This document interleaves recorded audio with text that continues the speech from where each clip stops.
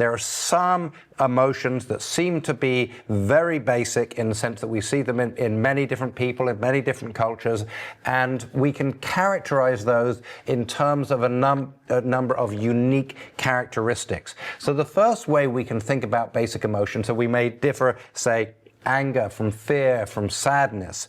If we take those different ones, those things all just feel different. Most people think about when they think of emotions is the subjective state associated with a certain emotion. If we think about how people describe emotion, they often make reference to things that are in their bodies, right? I have a lump in my throat, I have a pit in my stomach, I feel like my head's gonna explode. And that suggests that maybe each individual emotion might have some characteristic physiological signature, something that's happening in the body. And of course, this is of great interest to psychologists, or was of great interest to psychologists, because psychologists want to measure things about people. And it would be wonderful to be able to measure how you're feeling without just depending on your subjective internal report of it, right? So we're wanting to get measurements that aren't just introspection. And if I ask you, how do you feel right now? That's your introspection.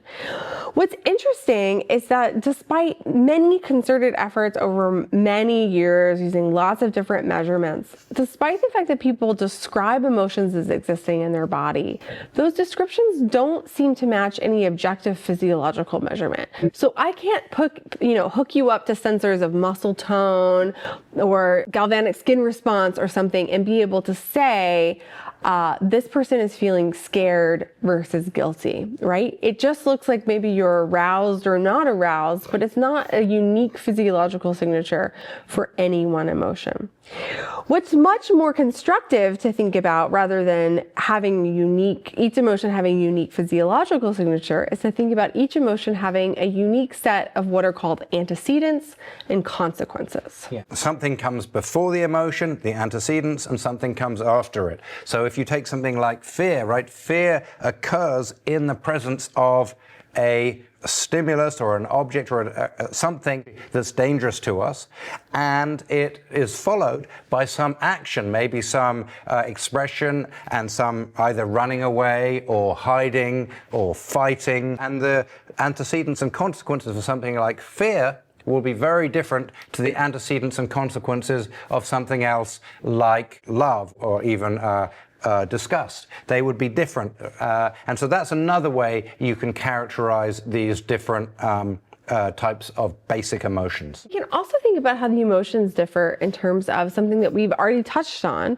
which is their characteristic facial expressions. So it's premised on the idea that each emotion has a unique set of facial expressions that go with it. So I want to show you a photo on my computer here.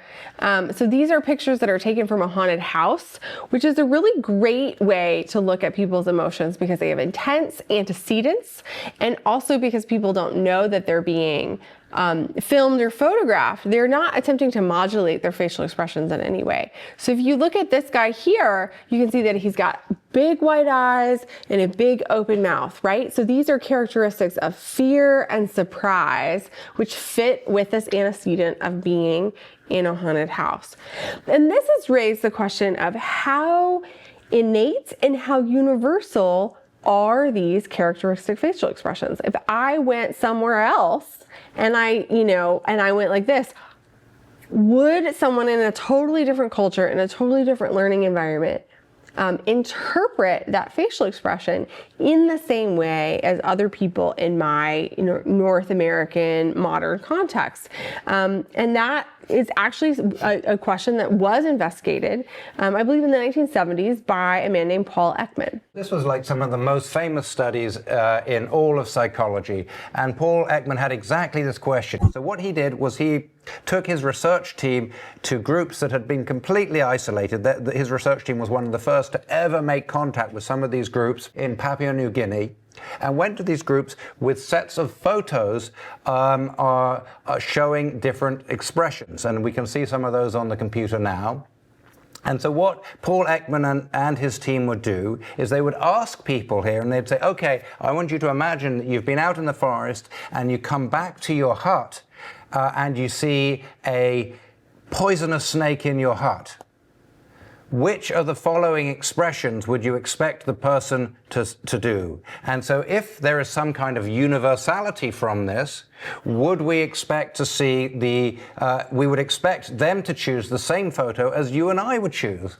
Did they do that, or did they choose something else? Well, it turns out that they would choose the top central one just as you and I would, suggesting that, look, oh, okay, there does seem to be something that isn't purely learnt through instruction, through media, through culture. There seems to be something that seems to be a bit innate in their expression. So, and this even led to this idea of there being universal facial expressions associated with these basic emotions.